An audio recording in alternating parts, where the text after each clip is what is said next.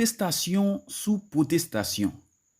Yon groupe missionnaire évangélique qui sorti Fontamara te prend la ria hier yon façon donc pour yo te rendre yo village dédié pour yo te capable faire une marche pacifique dans l'idée pour yo demander une chance pour Haïti. Et c'est comme ça yo te prend la ria yo t'après li vive Jésus, vive Jésus. Eh bien, yo te prend route village dédié yon façon donc pour yo tal annoncer la bonne nouvelle. Yo pas tal faire brigandage. Yo pas tal vouye wosh. Yo pas tal vouye bal, mais yo tal bay l'évangile.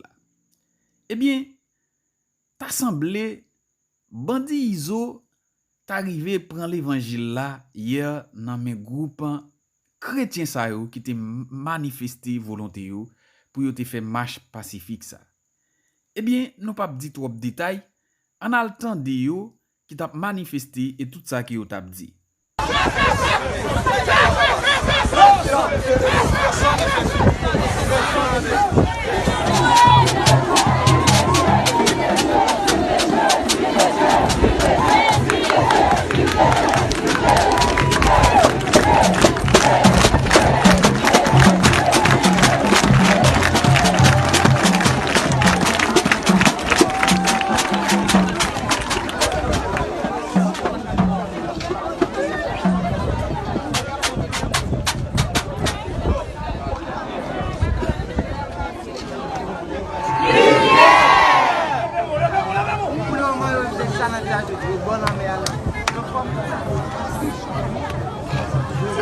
Jésus.